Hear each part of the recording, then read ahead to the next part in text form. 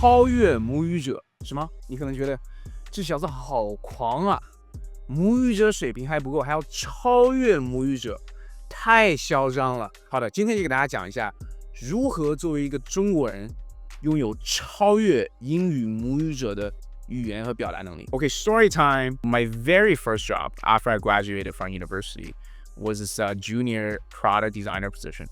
So I was working for this mobile app development agency.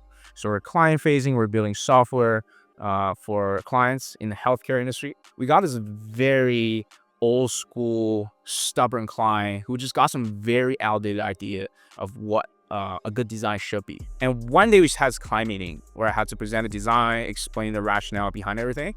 And we got the senior product designer whom I was reporting and working directly under, the account manager who was dealing with the client communication on the call. So like 3 of us and the client. And during the meeting, unsurprisingly, the client was giving us quite a tough time. He was giving us a lot of pushback, and he was actually showing us his own design. You know, he designed his own app, but his design looked like something from like a billboard from the 80s, you know, very outdated, you know, very cowboyish.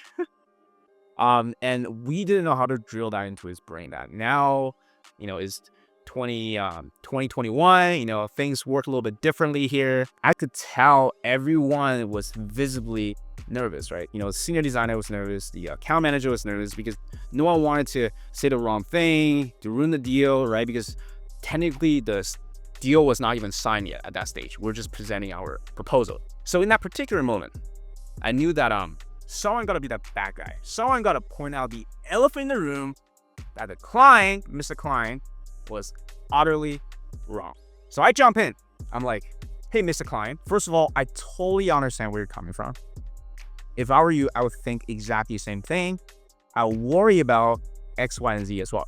You know, statement of empathy. I want to show the client that I was listening. I understood him, right?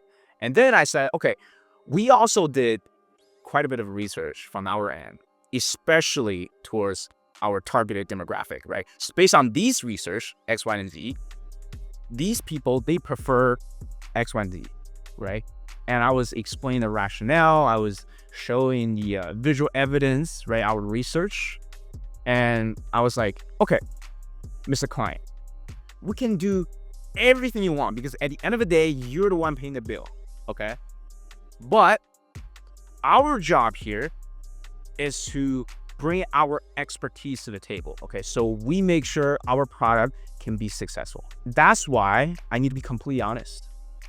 I want you to trust our expertise. Okay, to be honest, I don't remember exactly what I said, so don't quote me on that because it's been a while. But I said it with the absolute certainty and conviction. And the client started listening.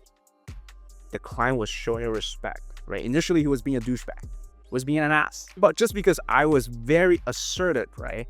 I acted like I knew what I was talking about. And then he started showing respect. He started listening to me because I came across someone in a position of authority, okay? And this sense of authority makes people feel comfortable, feel safe. What do people do when they start feeling safe? They start opening up, okay? So the client started opening up to me. Then I got to really drill down and dive deeper into exactly what he worried about. Okay, it's actually not about the design. It's actually about his bad experience working with the previous agency. And he doesn't want to make the same mistake anymore. And wow, see, when you actually start listening to people, they start opening up to you. You get to dig up the true reason behind their emotion, their action. And at the end of a call, the client was saying, okay, William is the only person in this room that understands me. I want to work with William.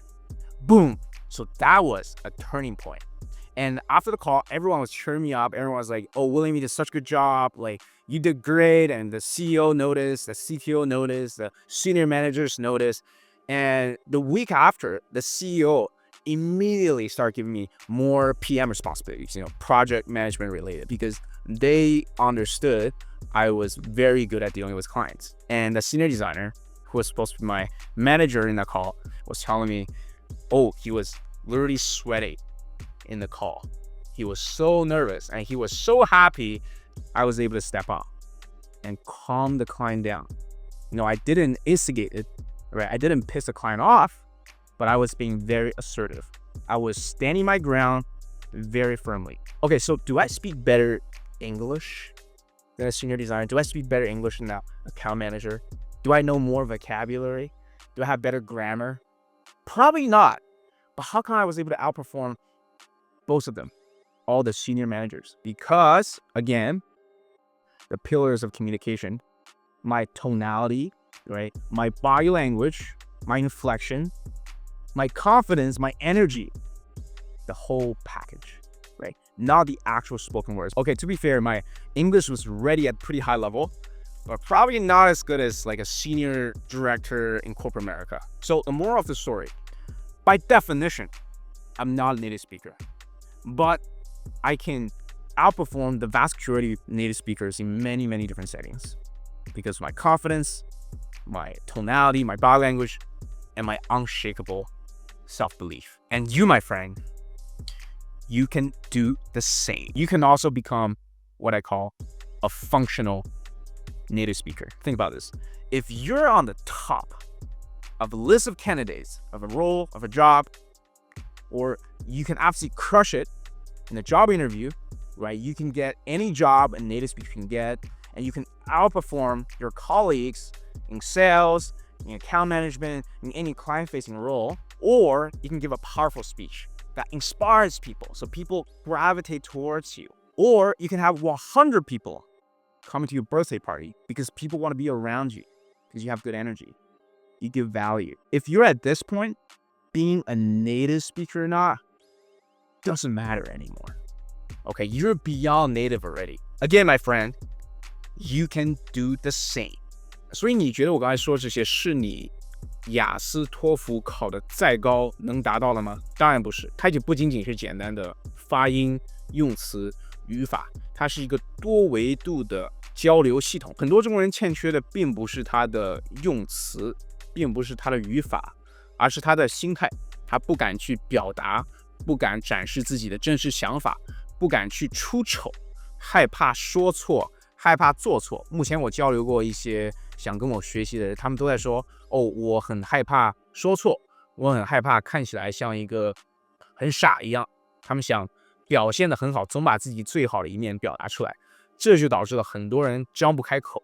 这让我想起了我大学大一的时候，我的室友是个法国人，他的英文比大部分的中国国际留学生都要差，但是他能很自信的去表达自己。当时他和那些加拿大人打成一片，很受欢迎，大家都喜欢跟他玩，但他英文真的很差。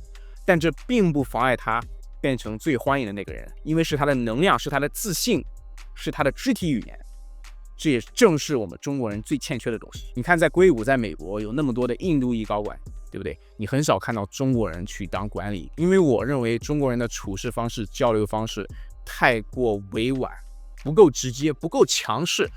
这个可能在中国是比较适用啊。我个人是没有在中国工作过很长时间，但我认为，如果你已经在海外，你想在海外闯出自己一片天地，被人尊重，你就必须要入乡随俗，你就必须要变得更加强大。不是说你要变得无理取闹，变得粗鲁，变得无脑强势，而是让你真正的相信自己。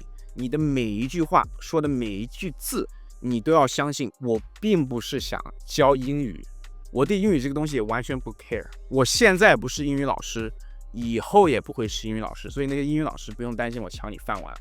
我不会教语法，我不会教词汇。我的梦想是在海外生活工作的每一个同胞都可以活得牛逼，可以在职场如鱼得水，有一个丰富的社交生活，可以打出自己的个人品牌，可以活得爽，活出自我。